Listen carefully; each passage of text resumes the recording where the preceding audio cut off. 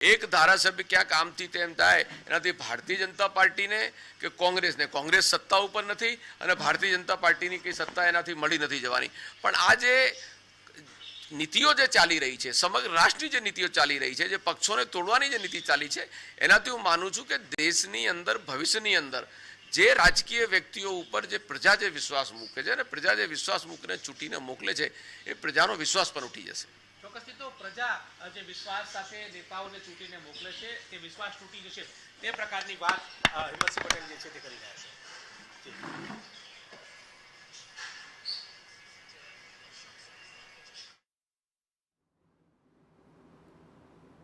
तो मोटा समाचार एक तरफ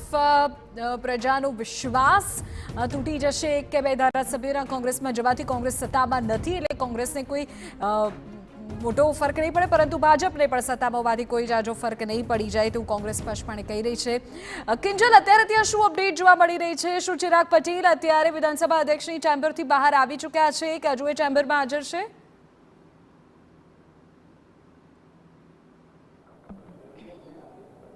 एक महत्वपूर्ण अपडेट मળી રહી છે। चिराग पटेल चेम्बरमांथी બહાર નથી આવ્યા પરંતુ તેમણે પોતાનું રાજીનામું આપી દીધું છે એ પ્રકારના જે સમાચાર છે તે આવી રહ્યા છે। ટૂંક સમયની અંદર જે તસવીરો છે તે પણ એની પુષ્ટિ કરાવી દેશે। चिराग पटेल કે જેની ચર્ચા ગઈકાલથી શરૂ થઈ હતી, જે ઓપરેશન કમળની વાત કરવામાં આવે છે, જે ઓપરેશન લોટસની વાત કરવામાં આવે છે, ફરી એક વખતે સક્સેસ થયું છે। ટૂંક સમયની અંદર એવું માનવામાં આવી રહ્યું છે કે હવે चिराग पटेल બહાર આવી શકે છે અને આખરે તેમને શું નક્કી કર્યું છે કહેવા માટે સવાર સુધી તો તે કોંગ્રેસના ધારાસભ્ય હતા, હવે એ ધારાસભ્ય જ નથી તો આગામી તેમની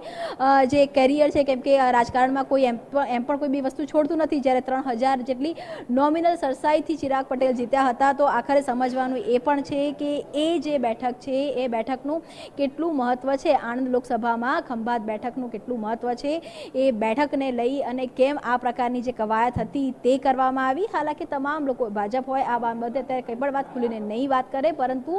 લોકસભાની ચૂંટણીને જ ધ્યાનમાં લઈ અને આ તમામ જે કવાયત છે તે આ કવાયત થઈ રહી છે। જોવાનું એ છે કે चिराग पटेल હવે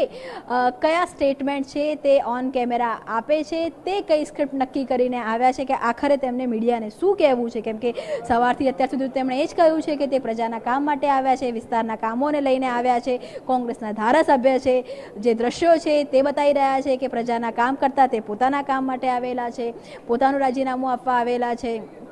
વિધાનસભામાં આવેલા છે, હવે તે કોંગ્રેસના ધારાસભ્ય નથી અને ટૂંક સમયની અંદર જે હલચલ છે થોડીક શરૂ થઈ ચૂકી છે એટલે કદાચ એવું માનવામાં પણ આવી રહ્યું છે કે चिराग पटेल થોડીક વારની અંદર બહાર છે તે આવી શકે છે। જે વાત સવારથી નક્કી હતી કે चिराग पटेल રાજીનામું આપશે, चिराग पटेल રાજીનામું આપી દીધું છે। જોવાનું માત્ર એટલું છે કે આખરે કેમ કે ઘણો લાંબો સમય થયો, આપણે ગઈ વખતે પણ ભૂપત ભાયાણીની રાજીનામામાં बिल्कुल किंजल मोटा समाचार है। चिराग